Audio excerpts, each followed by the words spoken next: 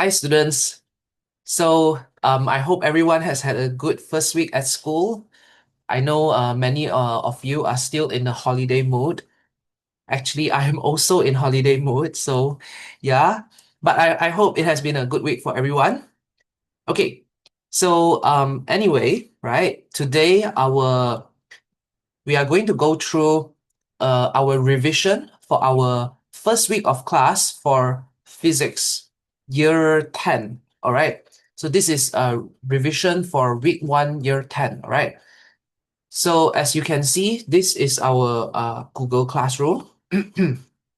And okay, so in case there's any new students here, how it works is you can click this MP4 for our class recording. You can view it anytime. This is the full class recording, but right now we are doing a summary version. Okay, so one of the first thing that we learned in class this week was distance and displacement.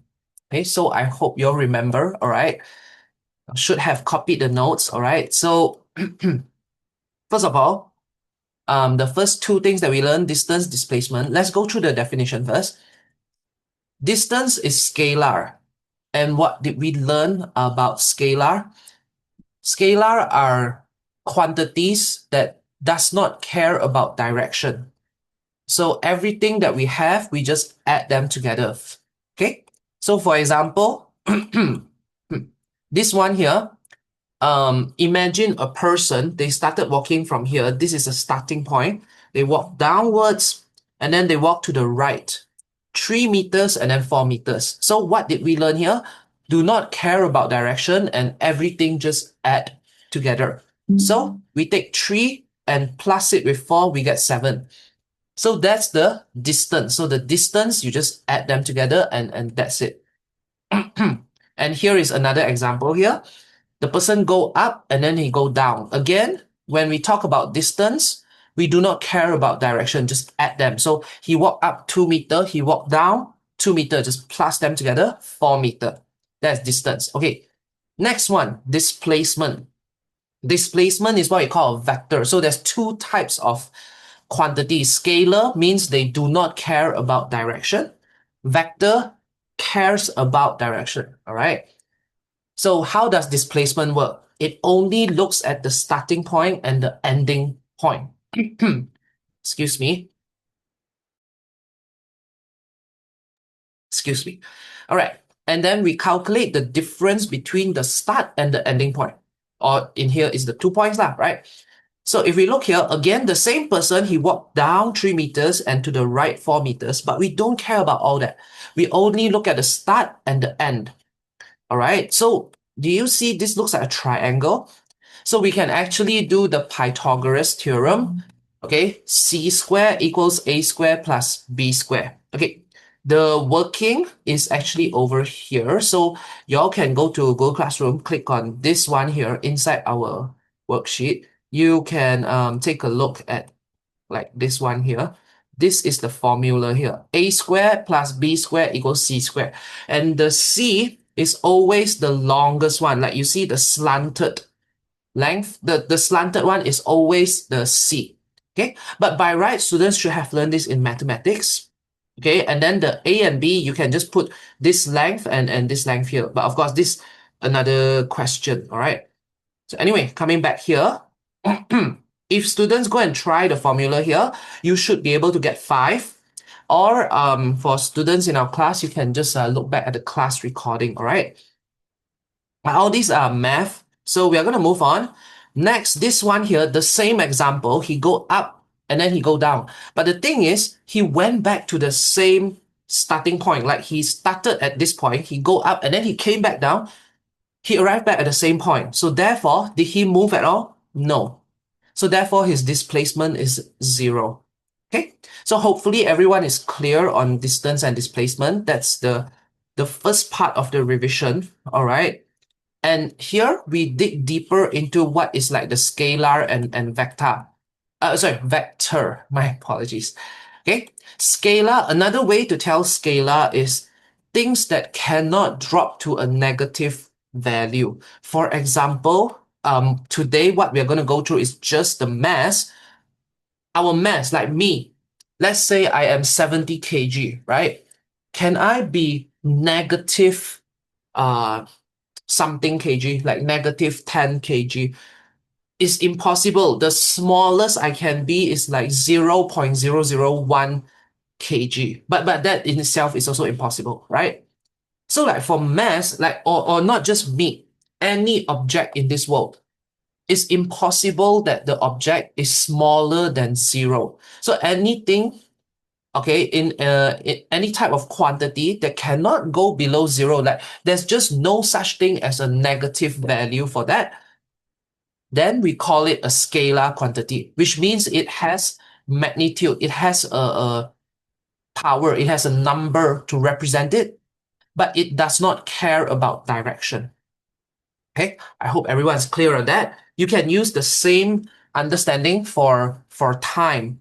Time also, you cannot get negative 10 seconds. There's no way to get negative. The smallest time you can get is zero. Cannot go below that, right? And second, vector quantities, it has magnitude. That means it can be represented by a number, but it also has direction. That means we do care which direction is going to. So or in another way we can understand it is the opposite of scalar, where scalar cannot drop to negative, but vector quantities can drop to negative. For example, temperature. There is such a thing as negative 10 degrees Celsius, negative 20 degrees Celsius. There is a negative value for temperature. Therefore, it is a vector. Okay? Um, And okay, this one might confuse some students, but you see weight here, but you see mass here, right? Mass is actually the kg that of our body, like the amount of particles inside our body. The amount of particles inside our body cannot be below zero. However, when we talk about weight, weight is actually the force. So for example, one difference is like when we go to the moon. Let's say me, I go to the moon. Suddenly my weight will decrease because weight depends on the gravity of the planet in this example. So like, because the gravity on the moon is smaller, so the weight will become lesser. And if I'm in outer space, just in the space, my weight is zero.